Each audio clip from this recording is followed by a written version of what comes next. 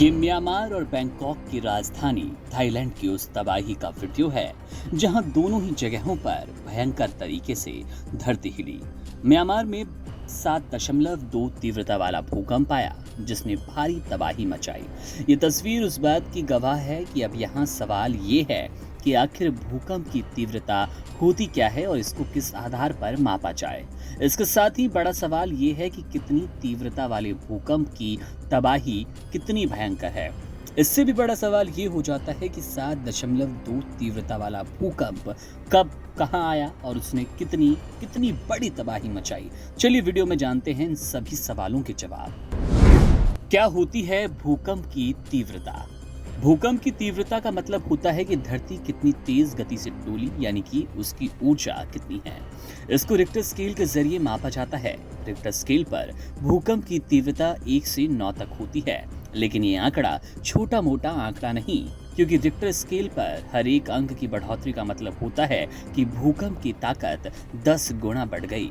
अब आप अंदाजा लगाएं कि 7.2 तीव्रता वाला भूकंप कितना ताकतवर होगा। भूकंप वैज्ञानिकों ने भी 7.2 तीव्रता वाले भूकंप को मेजर क्लास के अर्थक्वेक के रूप में रखा, यानी इस गति से जब भूकंप आता है तो भारी तबाही मचती है, जैसा कि आप इन तस्वीरों में देख पा रहे हैं जो म्यांमार और बैंकॉक के वक्त आए भूकंप की है। 7.2 तीव्रता वाले भूकंप से क्या क्या होता है? 5.2 तीव्रता वाले भूकंप से 7.2 तीव्रता वाला भूकंप 1000 गुना ज्यादा तीव्रता वाली ऊर्जा पैदा करता है, यानी धरती के डोलने की गति 1000 गुना बढ़ गई। इससे कमजोर इमारतें तो जमींदोज हो जाती है, मजबूत से मजबूत बिल्डिंग्स में दरारें आती है, कई बार झुकी हुई भी ये बिल्डिंग्स नजर आती है। इसके झटके सैकड़ों किलोमीटर दूर तक महसूस किए जा सकते हैं, जैसा कि इस भूकंप में देखा गया।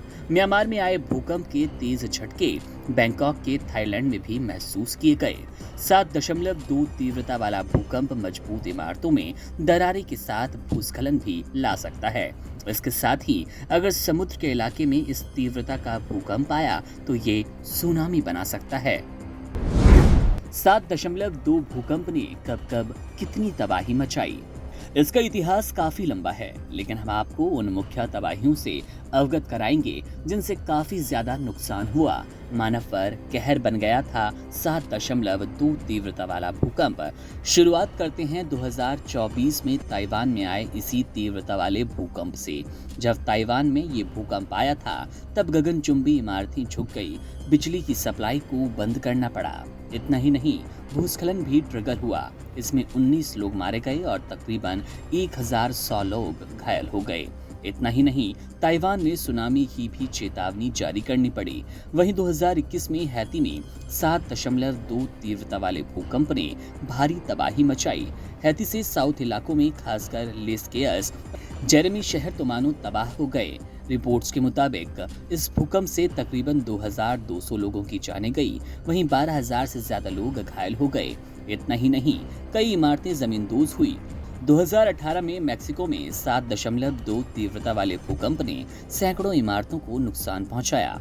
हालांकि उस भूकंप में लोगों की जानें कम गई, लेकिन बिल्डिंगों को काफी क्षति पहुंची। 2011 में टर्की में आए 7.2 तीव्रता वाले भूकंप से 600 से ज्यादा लोगों की जानें गई। इसके साथ ही हजारों इमारतें तबाह हो गई। इतना ही नहीं, 200 से ज्यादा आफ्टर शॉक्स भी आए, जिसने भय का माहौल बरकरार रखा।